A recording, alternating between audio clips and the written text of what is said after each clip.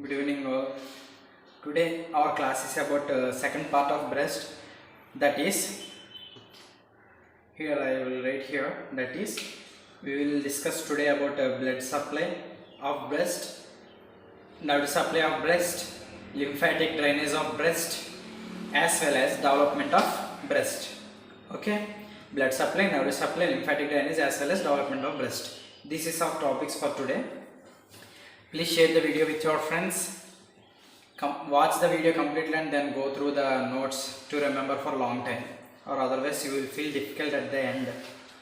So this is my tip, this is my suggestion for you all. Okay, then now we will start our class. And the blood supply of breast. So while studying about the blood supply, and I already told thing that it is the right breast, right side, the breast place, this is the right side breast. This is hand, it is the hand, it is the chest, and the hand is like this, and then here is the neck. Okay, then this is the point. Now coming to the point, see, while studying the blood supply, mammary gland is extremely vascular. So it contains many vascles, so it is extremely vascular. And coming to the point, see here there is a clavicle. The blood supply, first artery while studying is, we are studying is subclavian artery, a branch of subclavian artery. That means here is the clavicle, and the artery that comes from the inferior side of the clavicle, this is called subclavian artery. See, the main artery doesn't involves in the breast, the branches of that artery involves in the breast. That means internal thoracic artery. This is internal thoracic artery.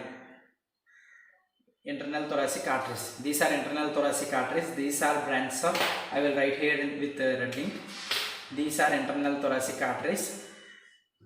Okay, these are branches of subclavian artery. Next, coming to the, this is one point. Next, this is the axillary artery. Axillary artery passes from here to here. This axillary artery, the branch, axillary artery directly does not involve in the breast, but its branches. That means, see, the axillary artery, the lateral branches, that means the branch that occupies the lateral side of the breast is called lateral branch. Lateral thoracic artery and superior thoracic, this is the superior thoracic artery, and acromion thoracic artery. See, lateral thoracic artery, superior thoracic artery, and acromion thoracic artery.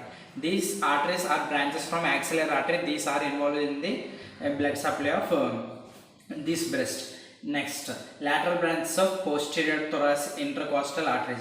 That means these are lateral branches of posterior. See, here we can see here, these are lateral branches of posterior thoracic artery from behind side, from posterior side. These branches involves in the blood supply, and these are arteries. Now coming to the veins, the superficial vein. Now coming to the vein, superficial, there are two types of veins, superficial vein and deep vein. So, deep vein. Superficial veins drains into internal thoracic vein. Okay, next, deep veins drains into axillary and posterior intercostal veins. These are posterior intercostal arteries, and here deep veins drains from this posterior intercostal and axillary intercostal, and here superficial veins drains into internal thoracic veins. Okay, next, coming to, now we have completed the blood supply. Now coming to the nerve supply. Now coming to the nerve supply, the breast is supplied by anterior and lateral cutaneous branches. Anterior and lateral cutaneous branches of 4th to 6th intercostal nerves. Okay, the breast is supplied by 4th to 5th intercostal nerves. See, remember the point, the breast is supplied by 4th to 6th intercostal nerves. That means 3 nerves. Okay, next, the sensory fibers sends impulse to the skin, and the autonomic nerve fibers sends impulse from the smooth muscles and blood vessels. Okay, the sensory fibers acts on skin, autonomic nerve fibers acts on smooth muscles and blood vessels. Next, one of the important concept point, nerve supply does not involve in the secretion of milk. Okay, I will tell about this later. Nerve supply does not involve in the secretion of milk. These are about the nerve supply. Next, coming to the lymphatic drainage of the breast. Okay, now coming to the lymphatic drainage of the breast. This is the hand, this is the neck, this is the right breast. Okay, now coming to the lymphatic drainage. See, here is the clavicle. See, here we can see supraclavicular lymph nodes. These two are supraclavicular lymph nodes, and these are apical lymph nodes. Okay, these two are supraclavicular lymph nodes, these two are apical lymph nodes, and here we can see these are anterior axillary lymph nodes. These two are anterior axillary lymph nodes, these two are central axillary lymph nodes, these two are lateral axillary lymph nodes. Axilla means armpit here. Here axilla is present at the armpit. These are anterior axillary lymph nodes, these are central axillary lymph nodes, these are lateral axillary lymph nodes, and here these are posterior axillary lymph nodes. Okay, and here we can see like this. These lymph nodes are called internal memory lymph nodes. Okay, I repeat again. Supraclavicular lymph nodes, apical lymph nodes, anterior axillary lymph nodes, central lymph nodes, lateral axillary lymph nodes, posterior axillary lymph nodes. Next, these are internal lymph nodes. Okay, these are the lymph nodes that acts on the breast directly or indirectly. It may act on breast directly or maybe on indirectly. Okay, these are the lymph nodes. Okay, now coming to the lymph vessels. Now coming to the lymph vessels. So there are two types of lymph vessels: superficial lymph vessels and deep lymph vessels. Superficial lymph vessels drains from skin.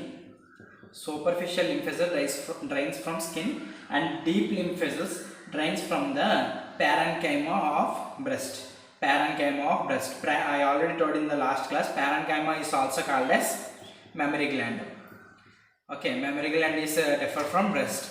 So superficial lymph nodes drains from skin, and deep lymph vessels drains to parenchyma of breast. Okay, in this superficial lymph nodes does not involve nipple and areola. Nipple and areola involved in the deep lymphatic vessels. The lymph from the nipple and areola drains through these deep lymphatic vessels. Okay, in this about 75% of lymph drains from axillary lymph nodes. Okay, axillary lymph nodes, that is axillary lymph nodes, that is either a anterior axillary or central axillary or lateral axillary. Okay, from these three axillary lymph nodes, 75% of lymph drains. Next, 20% of lymph drains into anterior thoracic duct node. Okay, 20% into anterior thoracic node, and 5% drains into posterior intercostal nodes.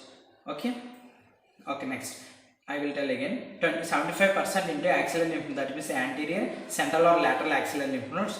20% lymph nodes drains into anterior thoracic nodes, and 5% lymph drains into posterior intercostal nodes. Okay, the lymph drains from the anterior and posterior group to the central and lateral groups, and then to the apical groups, and then to the supraclavicular nodes. Okay, I repeat again. This lymph drains from the anterior and posterior group to the central and lateral group, then to apical group, and then to supraclavicular node. Next, this is all about the lymph nodes and lymph vessels. Now coming to the development of breast. So okay, now we can see in the development of breast develops from ectodermal origin. See, breast is ectodermal origin. It develops from ectoderm, and it forms a mammary ridge or mammary line. See, actually we in human beings we are having 8, that means 4 pairs of nipples. Okay, the 4 pairs of nipples. This is one pair, and here we can see here at the armpit. Think that it is the armpit. Here is one more nipple, and at the abdomen region here is one more nipple, and at the pelvic region here is one more nipple, and at the left side same as that of right side. Okay, these are 4 nipples. So we are having 4 pairs of nipples, but remaining 3 pairs are persist. Okay, persist completely at the time of birth. Okay, these 4 pairs, these nipples can see, it is visible during intrauterine life at 4th week.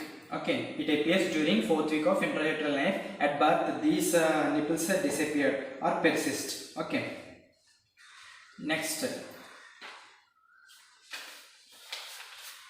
and the persistent part of memory, these the line crossing through these 4 nipples is called milk line, or milk line of schools, or memory pit, or memory ridge, or memory line, or line of schools. Okay, this line is called line of schools, or memory ridge, or memory line. Next, development of memory gland at puberty. See, development of memory gland is because of estrogen hormone, because of the hormone estrogen. Okay, estrogen. Development of breast is because of estrogen, and secretion of alveoli. Secretion of alveoli that helps in the secretion of milk is due to secretion of progesterone and prolactin. See, I already told in the nervous supply, while studying about the nervous supply does not involve in the secretion of milk, because here hormones acts on secretion of milk. Prolactin and progesterone acts on secretion of milk, and estrogen acts on development of mammary gland or breast. Okay, these are about the development of breast. Next, coming to the development of anomalies of breast. Anomalies means abnormalities. See, here we are having 5 conditions. First one is amasthia. See, the letter A before any word indicates that is null or nothing or zero. Nothing is there. Okay. See, amasthia means breast. Amasthia means breast. Amasthia means absence of breast. Amasthia means absence of breast. Athelia. See, there is a letter A before the word, so it is called absence of nipples. Amasthia means absence of breast. Athelia means absence of nipple. Polymasthia. Poly means many, so polymasthia means supernumerary breast. That means more than one breast, more than 2 breasts. Okay, more than 2. That means these lines I already told about, there are 4 nipples. Okay, these nipples doesn't persist. This condition is called polymasthia and polythelia.